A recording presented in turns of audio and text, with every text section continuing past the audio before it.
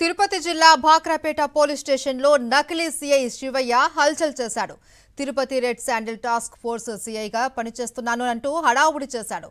చిన్నగొట్టిగల్లు మండలం జంగవాండ్లపల్లిలో ఓ జంట మధ్య కలహాల రాజీ విషయమై స్టేషన్లో హంగామా చేశాడు నకిలీ సీఐ శివయ్య. శివయ్య మాటలు ప్రవర్తనపై అనుమానం రావడంతో భాక్రాపేట ఎస్ఐ రాఘవేంద్ర అదుపులోకి తీసుకుని విచారించారు. దీంతో నకిలీ సీఐ శివయ్య బాగోతం బయటపడింది. అన్నమయ్య జిల్లా కేవీపల్లి పోలీస్ స్టేషన్లో శివయ్యపై రెడ్ శాండిల్ కేసు ఉంది. శివయ్యను కలకడ మండలం పెద్దకమ్మపల్లి వాసిగా గుర్తించారు. నకిలీ సీఐ శివయ్య గతంలో చేసిన సెటిల్మెంట్లు, red sandal task force CI అంటూ బెదిరించిన ఘటనలపైన విచారిస్తూ ఉన్నారు పోలీసులు.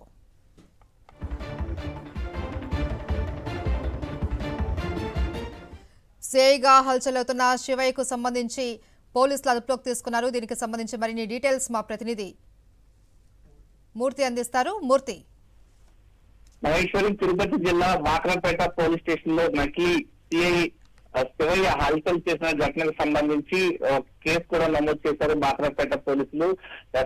బిఎన్ఎస్ నెంబర్ 78/2025 కింద ఈ యొక్క నకిలీ సిఐ పైన భాక్రాపేట ఎస్ఐ రాఘవేంద్ర ఈ యొక్క ఘటనకు సంబంధించి కేసు కూడా నమోదు చేయడం జరిగింది. ప్రధానంగా ఇతను కేవీపల్లికి సంబంధించి గతంలో ఒక రెడ్ శాండిల్ కేసులో ఇదే సిఐగా నకిలీ సీఐగా హల్చల్ చేస్తూ రెడ్ శాండిల్ స్మగ్లింగ్ లో కూడా తన యొక్క పాత్ర పోషించిన ఘటన పైన ఇతనిపై కేసు కూడా నమోదైంది. ప్రధానంగా ఈ యొక్క చినగొట్టగల్లు మండలం ఈ యొక్క జంగవాండ్లపల్లి గ్రామంలో ఒక జంటకు సంబంధించి సెటిల్మెంట్ చేసే విషయం పైన భాక్రాపేట పోలీస్ స్టేషన్ కి వచ్చి హల్చల్ చేశారు. ఇతని ప్రవర్తన పైన అనుమానం వచ్చినటువంటి ఎస్ఐ ఇతన్ని అదుపులో తీసుకుని విచారించడంతో ఈ యొక్క నకిలీ సిఐ శివయ్యగా గుర్తించడం జరిగింది. ఇతనికి సంబంధించి గతంలో కొన్ని పోలీస్ యూనిఫామ్ సిఐ యూనిఫామ్ ధరించి కొన్ని సెటిల్మెంట్లు చేసినట్లుగా ఎర్రచందనం టాస్క్ ఫోర్స్ సిఐ చెప్పుకుంటూ గతంలో రెడ్ శాండిల్ అక్రమ రవాణా చేస్తున్న ఘటనకు సంబంధించి కూడా బెదిరింపులు పాల్పడినట్లుగా పోలీసులు కొన్ని గుర్తించడం జరిగింది.